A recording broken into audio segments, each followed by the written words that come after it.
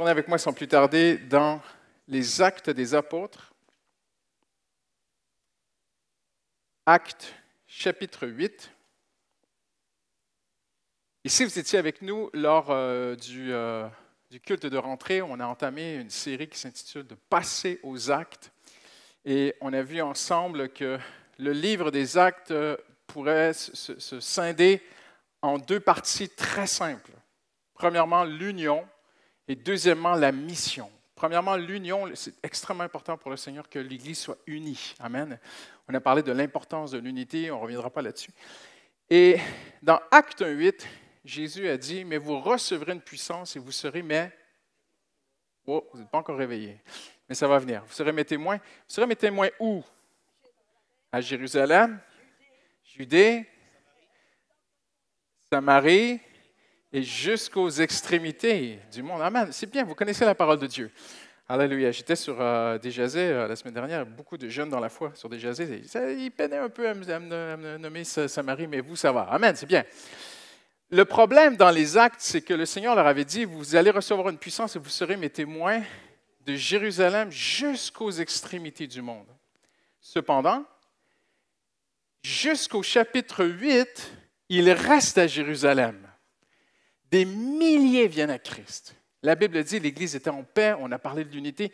Ils étaient un seul cœur, cardia. Ils battaient au même cœur. Il y avait une unité exceptionnelle, une œuvre du Saint-Esprit vraiment puissante. Si tu peux mettre un petit peu de retour, Ephraim, ce serait apprécié.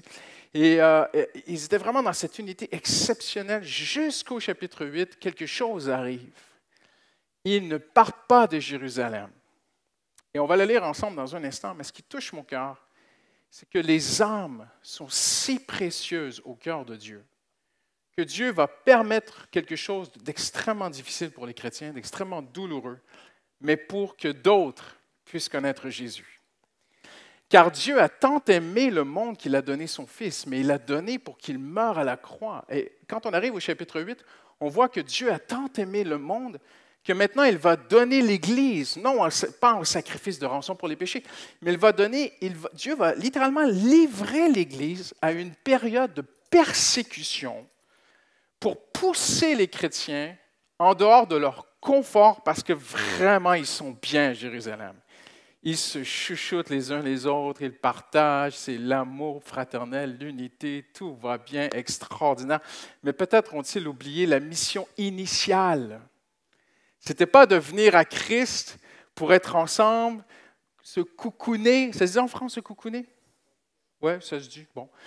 Pour se faire du bien et être ensemble et rester ensemble et vieillir ensemble et se chouchouter jusqu'à ce que Jésus revienne. Non, la mission initiale, c'était vous recevrez une puissance, vous serez mes témoins et vous devez aller jusqu'au bout du monde.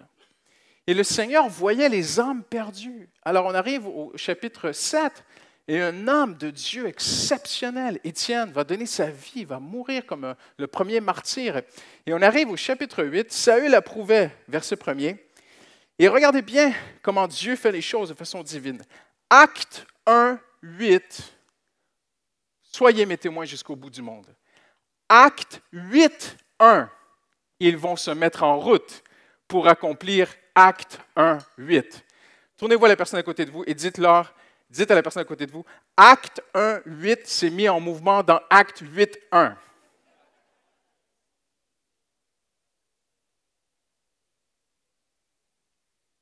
Maintenant, dites-le 10 fois rapidement sans bégayer. Non, c'est pas vrai. Ne vous inquiétez pas. Mais Acte 1, 8 va prendre forme vraiment dans Acte 8, 1.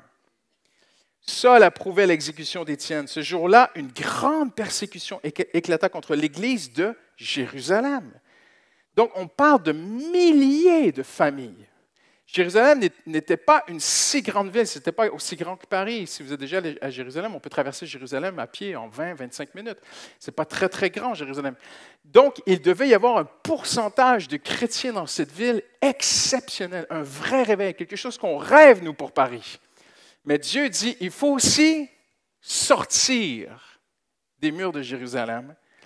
Et ça dit ceci, une grande persécution éclata à Jérusalem, et tous, à l'exception du pasteur Boulagnon et du pasteur Christian, se dispersèrent dans les diverses régions de Judée et de Samarie. Verset 4. Ceux qui avaient été dispersés allaient de lieu en lieu et annonçaient la bonne nouvelle de la parole de Dieu. Chers amis, j'aimerais vous montrer quelque chose. Notre Dieu est un Dieu de mouvement. Notre Dieu n'est pas statique. Et l'Esprit de Dieu est un esprit de mouvement. Si vous êtes venu à Christ pour poser vos valises, vous asseoir dans un canapé, regarder la télé en paix, dire « je suis en paix avec Dieu et mon voisin, alléluia, je vais au ciel ». Chez nous, on a une expression en Amérique du Nord, je vais vous apprendre un peu d'anglais, on dit « couch potato ». Couch potato, ça veut dire couch, ça veut dire le canapé, et potato, ça veut dire les chips. Et il y a une expression américaine, c'est on s'assoit dans le canapé, on mange des chips, on regarde la télé. Typiquement américain. Si vous êtes venu à Christ pour faire du couch potato, vous n'êtes pas à la bonne adresse. Parce qu'en Jésus-Christ, le Saint-Esprit ne nous assoit pas, il nous met en mouvement. Amen. Le confort n'est pas extérieur, il est intérieur, mais l'extérieur est une vie en mouvement. Amen. Et regardez comment l'Esprit de Dieu est, chers amis. On parle beaucoup du Saint-Esprit. On est un mouvement de Pentecôte. Mais vous remarquez, on s'appelle un mouvement de Pentecôte. On dit même que nos églises, les assemblées de Dieu, sont un mouvement de Pentecôte. Donc, l'Esprit de Dieu est une personne qui est continuellement en mouvement. Au commencement, dans Genèse 1, l'Esprit se mouvait au-dessus des eaux. Amen. Jean 1, au commencement était la parole. Et le mot ici, c'est logos. Et pour Aristote et Platon, parce que les Français, ils aiment beaucoup Aristote et Platon. Mais pour Aristote, alors je vais parler d'Aristote et Platon pour les Français. Mais pour Aristote et Platon, le logos, à l'époque, était un mot très important chez les Grecs parce qu'il signifiait une parole concrète, du concret. C'était le verbe. Et Jean, inspiré de Dieu, ne savait pas à l'époque, mais que ça servirait aussi aux Français, de savoir que Jésus est la parole de Dieu. Il est un verbe, il est du concret. Jésus est venu pour apporter du concret. Jésus est en mouvement, le Saint-Esprit est en mouvement. Je parlais il y a quelques semaines, avec un pasteur au téléphone qui m'a dit qu'il a fait une recherche poussée sur le royaume des cieux. Il m'a dit, tu sais, Christian, quand ça dit, littéralement, quand Jésus dit « Repentez-vous car le royaume de Dieu est proche », eh bien, le mot en grec peut se traduire « Le royaume de Dieu est en mouvement ». Le royaume de Dieu s'approche, est en mouvement, bouge. Jésus aurait pu louer une salle, se mettre un bureau et dire que le monde vienne à moi. Mais il n'a pas fait ça. Il est allé partout dans Israël. Notre Dieu est un Dieu de mouvement. Pensez à cette image. Quelle est la plus grande image que nous avons du Saint-Esprit? Le souffle. Il est appelé roi. Un souffle, c'est un mouvement. C'est quelque chose qui bouge. Ézéchiel, Dieu a donné une vision à Ézéchiel. Et du trône de Dieu sortait un immense fleuve. Nous savons que sur le trône, c'est Christ. Amen. Et nous savons que Christ nous a envoyé son esprit. Et l'Esprit de Dieu est ici dans cette vision d'Ézéchiel, représenté par un grand fleuve. Et l'ange va faire traverser une partie du fleuve à Ézéchiel et il va lui demander de mesurer. Et on sait que la mesure, c'est à peu près le fleuve fait des kilomètres de large. Des kilomètres de large dans cette vision. Ézéchiel n'en voit pas le bout. Mais c'est un fleuve qui est en mouvement. Et Dieu est une personne qui est en mouvement. Et si tu viens à Christ, Dieu va mettre ta vie en mouvement. Voyez-vous? Il va amener une paix dans ton cœur, mais il va bouger, il va bouger dans ta vie. Il va changer des choses dans ta vie. Mais après, il va te mettre en mouvement. Et c'est ça qu'on retrouve dans Acte 8. L'Église était bien, l'Église était bénie. Moi, je lis Acte 1 à 8, j'ai dit, mais c'est merveilleux, c'est l'Église Paris Métropole, c'est extraordinaire. Tu ne peux pas avoir mieux. Mais ça ne suffit pas. L'Église doit bouger. L'Église doit sortir. L'Église doit aller vers ceux qui souffrent et amener la parole de Dieu et amener l'espoir de Jésus-Christ. Amen. Avez-vous déjà pensé, le vent, c'est l'air qui est en mouvement. Si le vent s'arrête, c'est plus du vent, c'est que de l'air.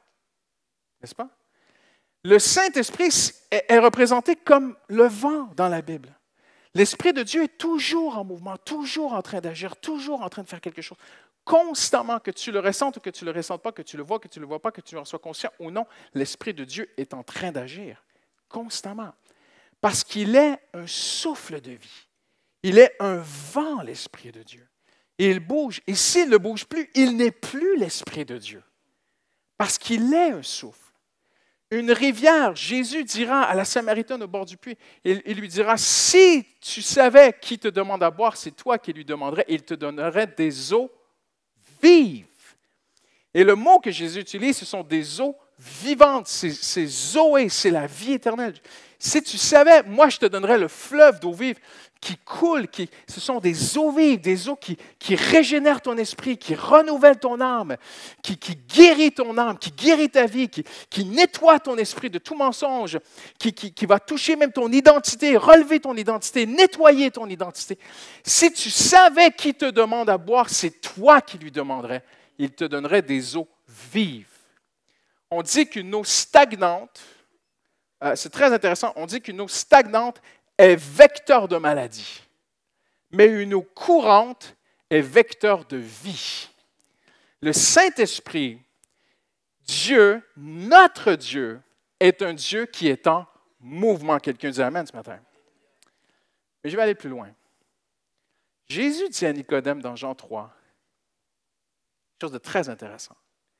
Il dit, celui qui est né de l'Esprit est comme le vent. Et si vous remarquez bien, il ne parle pas du Saint-Esprit.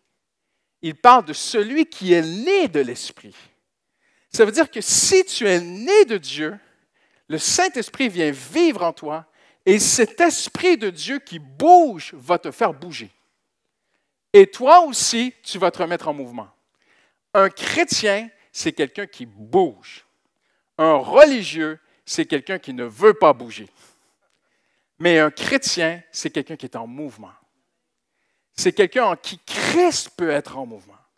Le chrétien, le Seigneur peut changer sa mentalité, peut toucher son cœur, peut changer des choses dans sa vie, parce que le Saint-Esprit est comme une rivière, il est comme un vent, il bouge en nous, il change nos vies. Quand on ne veut pas changer, c'est parce qu'on est religieux. Parce que le chrétien, lui, veut changer. Amen. Historiquement, c'est extrêmement interpellant de voir qu'en 2000 ans d'histoire du christianisme, de Acte 8 jusqu'à aujourd'hui, le Saint-Esprit n'a jamais arrêté d'être en mouvement. J'aime les catholiques de tout mon cœur, mais je ne suis pas d'accord avec eux. Saint-Denis n'était pas catholique. Saint-Denis, le vrai nom de Saint-Denis, pardon, je l'ai oublié, c'est Dionysius. Constantin, en 330 après Jésus-Christ, Constantin établit le catholicisme. Mais Dionysius est arrivé à Paris en 245 après Jésus-Christ. Près de 75 ans, 80 ans plus tard, le catholicisme a débuté à peine à Rome. Donc, Saint-Denis, Dionysius, qu'on appelle Denis de Paris, n'était pas catholique parce que le catholicisme n'existait pas. Dionysius, c'est un simple chrétien romain, italien, 4e, 5e génération de chrétiens après l'apôtre Paul, passionné de Jésus, qui a entendu parler de Lutèce, où les gens étaient très loin des valeurs de Dieu. Ça ressemble encore à aujourd'hui, hein? Très, très loin des valeurs chrétiennes. Et lui et un groupe d'amis se sont dit, on va aller leur parler de l'amour de Jésus. Et pas loin d'ici, dans le quartier Saint-Germain-des-Prés, ils ont commencé à annoncer l'Évangile. Il y a eu un réveil. Ça a duré 4-5 ans. Et puis après, à un moment donné, les prêtres gréco-romains se sont saisis d'eux et ont tué certains d'eux. Et ils ont tué celui qu'on appelle aujourd'hui Saint-Denis. Mais à la base, ce jeune homme, poussé par l'Esprit de Dieu, ne pouvait pas rester dans sa cour à siroter un thé. Il devait aller jusqu'au bout du monde parler de Jésus. Amen. Parce que quand le Saint-Esprit vient, il te bouge. Tu offres des tomates à ta voisine, tu fais quelque chose, je ne sais pas. Le Saint-Esprit te met en mouvement parce qu'il est un mouvement. Et quand on entame cette série ensemble de passer aux actes, je vous le dis vraiment de tout mon cœur, Jésus revient bientôt. Et l'Église doit bouger. L'Église doit se lever. L'Église doit agir. l'Église doit passer aux actes. Quelqu'un dit Amen aujourd'hui. Amen. On va un petit peu plus loin dans l'histoire. On arrive dans une période que vous connaissez, qui est la période des Huguenots, où d'après plusieurs historiens, la population française est montée à près de 18 à 20 %. C'était difficile à l'époque de faire des statistiques, ce sont des évaluations, mais près de 20 %, 15 à 20 % de la population française sont devenus des huguenots, en fait des protestants, dont plusieurs étaient des chrétiens, des vrais chrétiens, par milliers.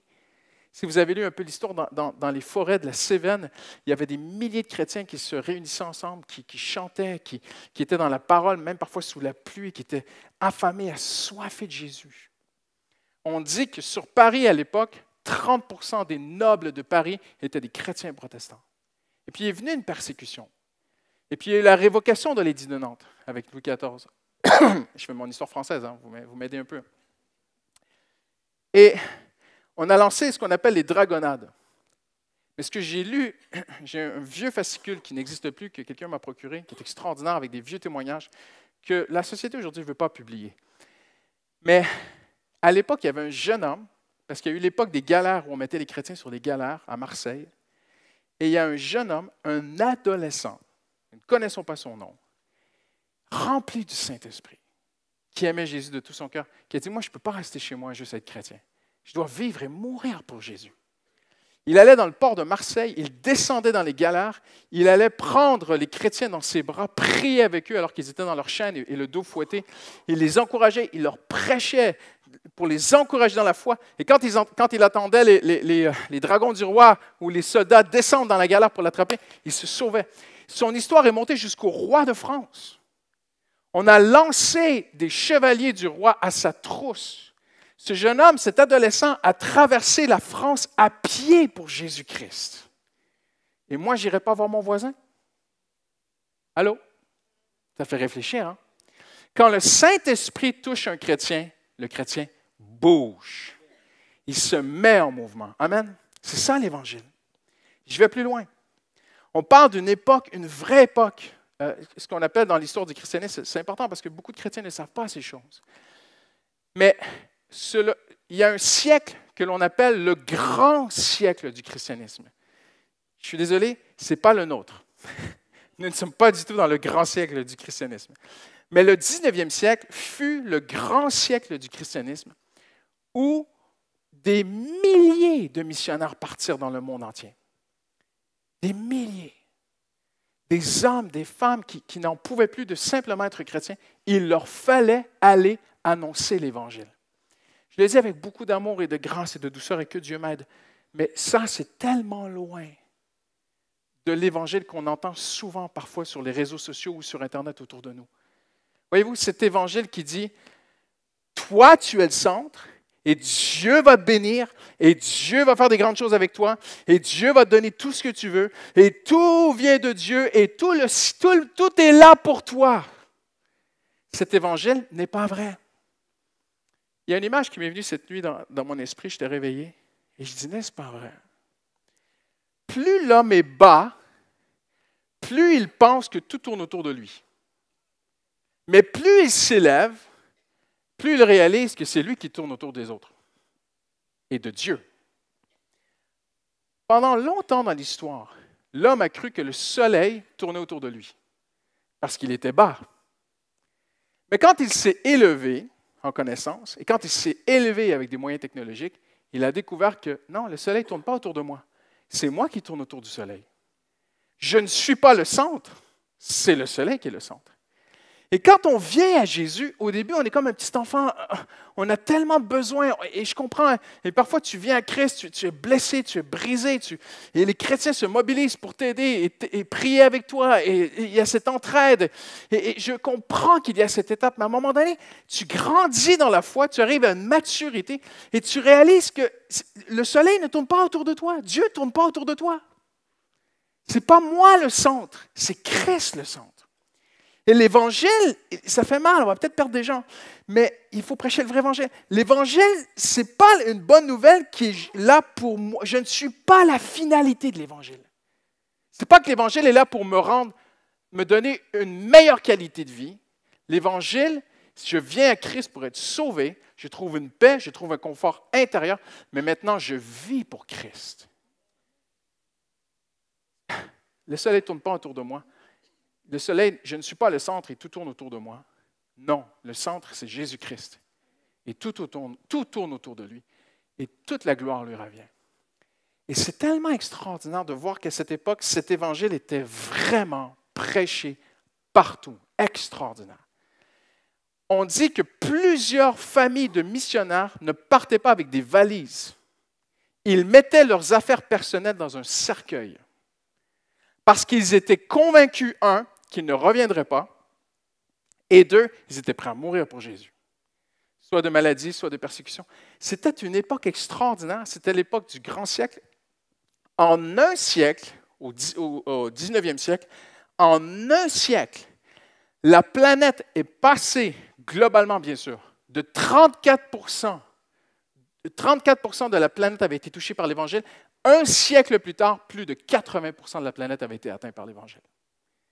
Nous ne sommes pas la génération qui touche le plus la planète. Ce n'est pas nous. Nous sommes une génération où on a besoin de réveil. Quelqu'un dit Amen. Je ne parle pas de notre Église, parce que notre Église est extraordinaire. Mais on a quand même un peu besoin aussi, nous aussi. Mais je parle de globalement l'Église de France a besoin de retrouver ce pur évangile, voyez-vous, où on est sauvé et après on est prêt à vivre pour Jésus, à faire des sacrifices, à se donner pour lui et à aller plus loin. Quelqu'un dit Amen aujourd'hui. Il y a eu ce mouvement mondial, mais il y a eu aussi un mouvement qui est local. En 1874, la très réputée Université d'Oxford en Angleterre, tout le monde connaît Oxford aujourd'hui, mais très peu de gens savent qu'en 1874, il y a eu un réveil à Oxford. 1500 pasteurs se sont réunis en jeûne et prière durant l'été. Il est sorti de ce moment de repentance des 1500 pasteurs à genoux à chercher la face de Dieu ensemble. Il est sorti de cela une phrase. Abandon total à Jésus-Christ, pardon total de nos péchés par son sang et effusion du Saint-Esprit pour se sentir mieux dans sa peau. Non. Effusion du Saint-Esprit pour le service. Dites avec moi service. Des pasteurs, dont certains auteurs très très connus, des hommes de Dieu qui ont marqué l'histoire, on dit l'Église, l'effusion du Saint-Esprit n'est pas pour avoir de meilleurs feelings. L'effusion du Saint-Esprit n'est pas juste pour qu'il se passe des miracles et qu'on y aille voir comme des spectateurs. Ça n'a jamais été l'intention de Dieu. Dieu veut faire des miracles, bien sûr, mais dans un but précis. L'effusion du Saint-Esprit, c'est pour que l'Église se lève et serve Jésus-Christ. C'est ça le Saint-Esprit. Et c'est ça l'histoire des actes des apôtres. Et c'est ce que le Saint-Esprit a fait depuis 2000 ans. Et des actes locaux, des actes de proximité, des millions de chrétiens à l'époque, une période de réveil extraordinaire, partout des chrétiens faisaient des actions. Certains allaient jusqu'au bout du monde pour Dieu, mais d'autres allaient vers leurs voisins, vers un mendiant sur la rue, allaient dans une proximité. Parce que lorsque le Saint-Esprit agit, l'Église se met en mouvement. Amen. Ce qui touche mon cœur, c'est de voir, et je vais terminer bientôt, quelque chose d'extraordinaire. Pendant que Karl Marx attisait la colère de l'Europe avec ses écrits, parce que c'était vraiment des écrits de colère, peut-être justifiés, je ne sais pas si ça se justifie, mais bon, peut-être expliqués par des ouvriers dans des usines qui étaient vraiment exploités par une tyrannie patronale de l'époque. Je peux comprendre qu'il y avait un contexte extrêmement difficile. Pendant que lui écrivait des articles, il a même été éjecté de la France tellement qu'il était un agitateur. Pendant que Karl Marx écrivait ces choses, il y avait un homme qui, lui, au lieu de juste répandre sa colère, aidait les pauvres. Et cet homme, c'est William Booth, qui a fondé l'Armée du Salut. Deux contemporains. Un est dans la colère, l'autre est dans la compassion. Un est statique, ne fait que activer la colère, et l'autre est en train de changer le monde et d'aider les pauvres autour de lui. Parce que la différence, c'est que le deuxième avait le Saint-Esprit. Voyez-vous, mes amis, on est tous d'accord.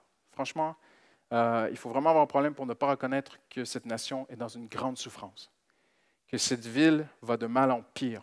Vraiment, tout le monde en parle. C'est globalisé, les médias, tout le monde sur la rue, les gens disent « Paris n'est plus comme il était ».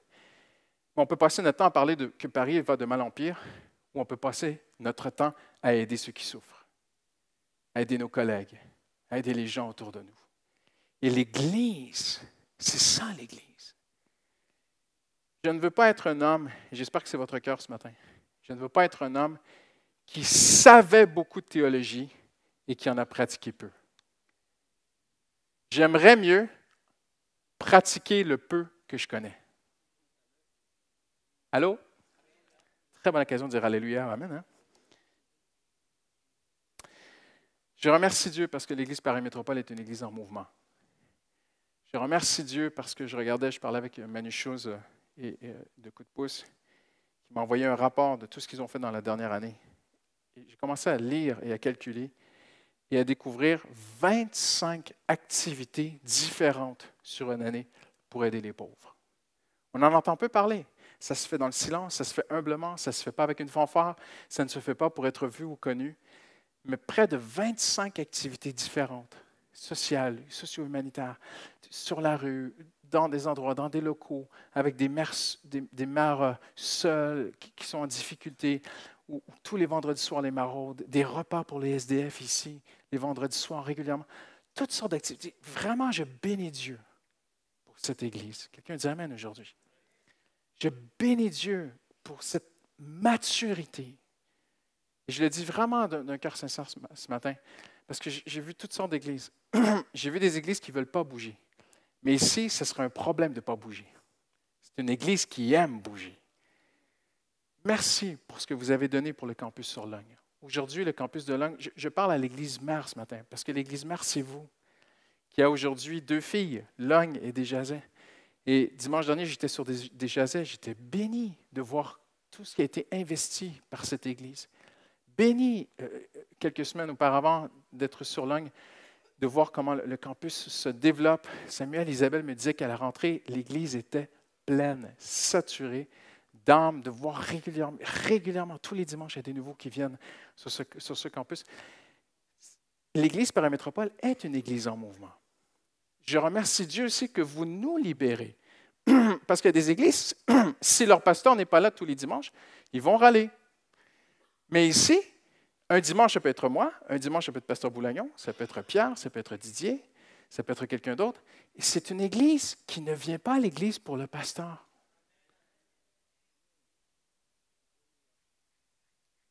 Amen. C'est une église qui vient pour rendre un culte à Jésus-Christ. Amen. Nous sommes une église en mouvement.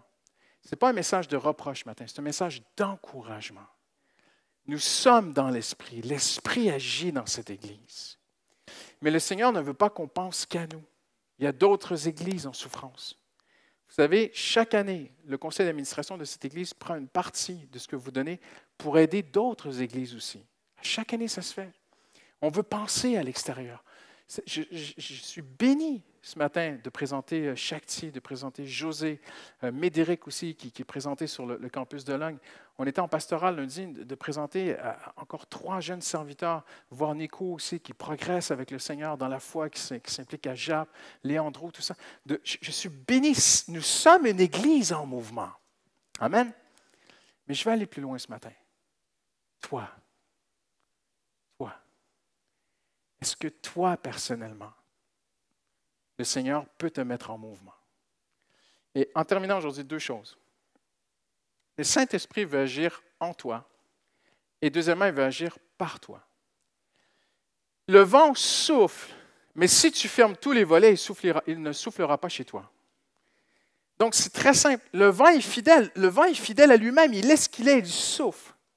Et l'Esprit de Dieu est un vent, il souffle. Et parfois, vous savez, un bon vent peut nettoyer tout le marché de Paris. C'est vrai, hein?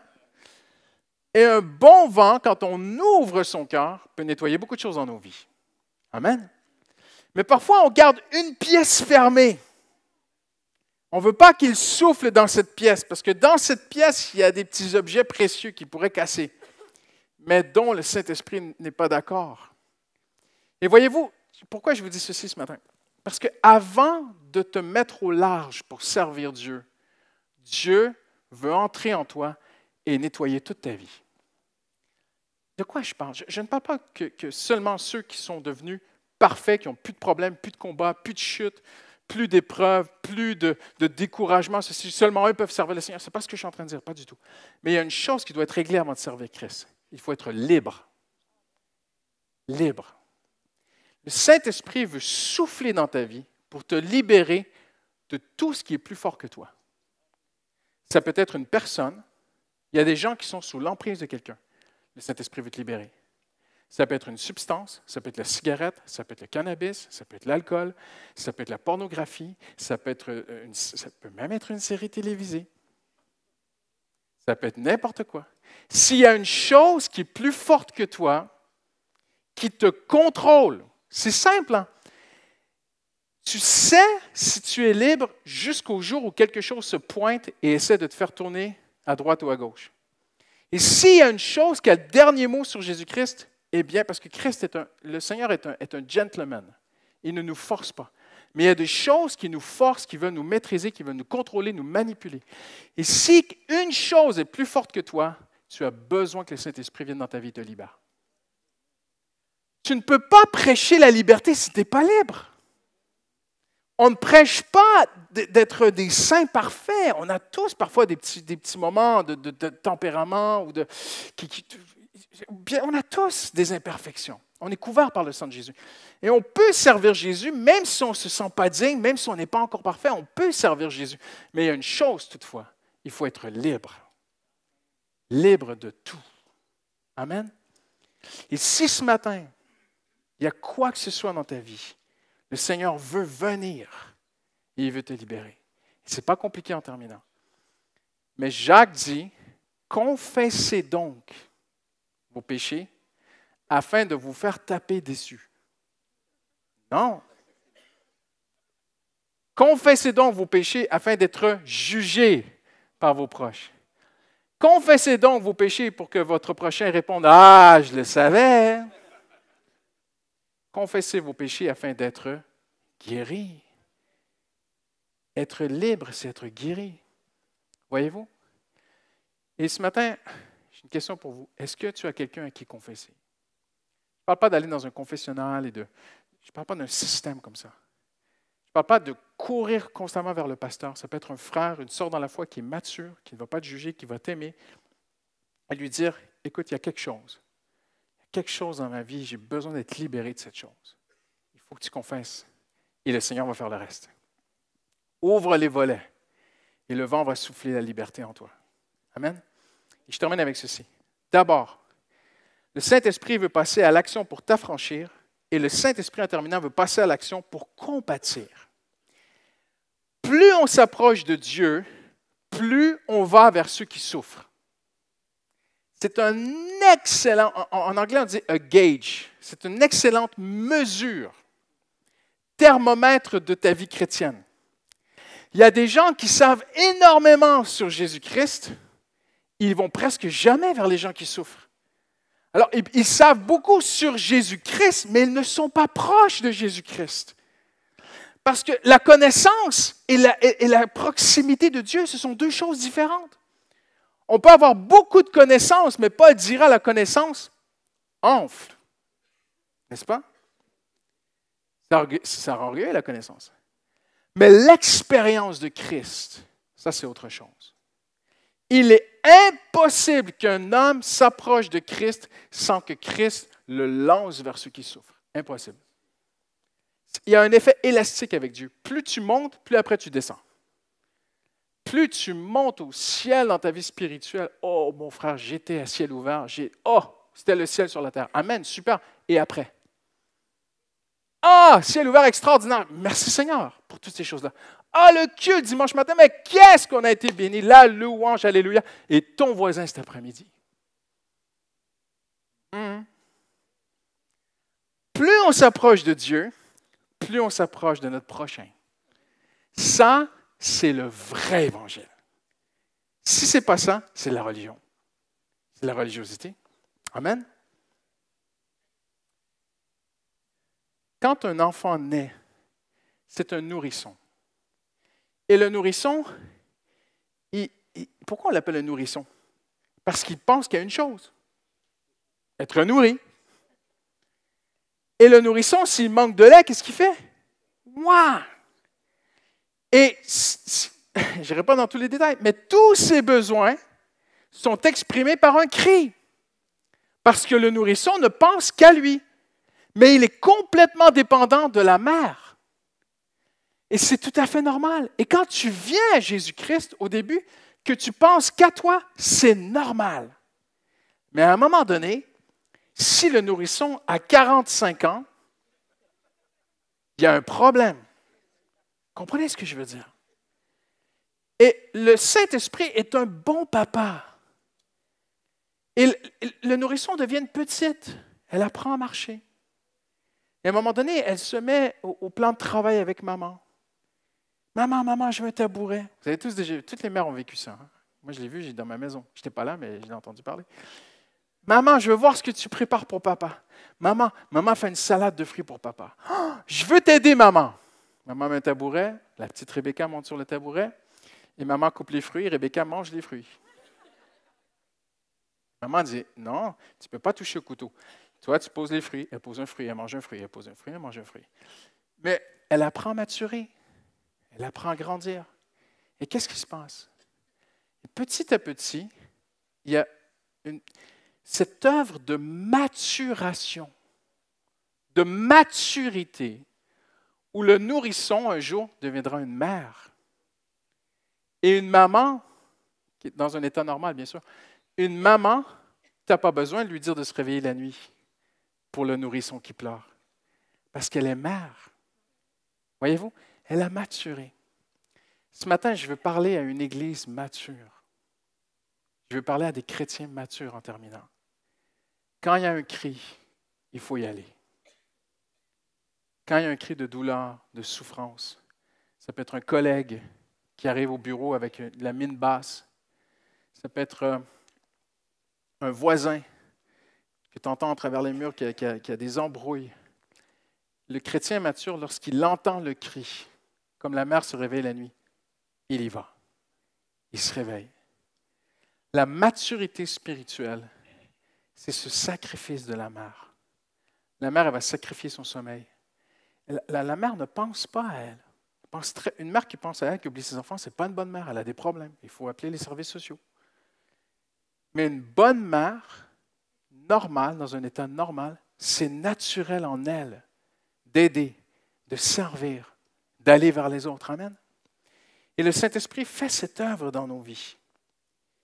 Voyez-vous, le Saint-Esprit est comme un bon capitaine et il fait deux choses avec son navire. Un, il largue les amarres. Il enlève tout lien. Toute chose qui peut être un lien dans ta vie qui te lie, toute chose qui te lie, ça peut être la peur, ça peut être n'importe quoi. Toute chose qui te lie, qui t'empêche d'aller plus loin avec le Seigneur, le Saint-Esprit va couper les amarres. Il va enlever ces choses.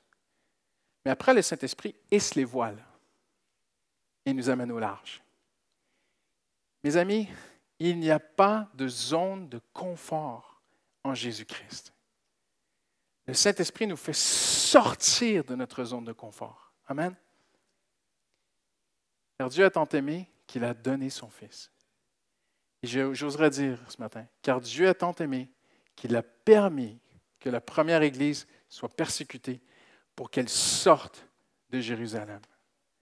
Acte 1:8 s'est matérialisé dans Acte 8:1. Et partout où ils allaient, ils annonçaient la parole de Dieu. Alors en terminant, peut-être vous dites, mais pasteur, qu'est-ce que je dois faire? Je vais vous dire vraiment du fond de mon cœur. Il y a des gens qui rêvent de changer le monde pour Jésus, mais ils ne pensent même pas à leurs voisins.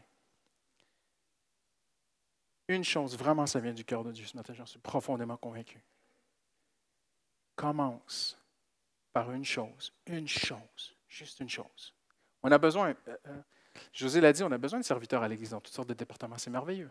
Il y a des gens qui sont en train de sacrifier leur culte pour garder les enfants, c'est merveilleux. Mais je vais aller encore plus en retrait. On va débuter au début des choses, tout début. Ouvre tes yeux et regarde au plus près de toi. Qui Dieu a mis au plus près de toi. et bénis ces gens. Fais-leur du bien. Sois en mouvement pour ton prochain. Amen. On va se lever ensemble. Les musiciens peuvent s'approcher. Je ne sais pas s'ils m'entendent. Hallelujah.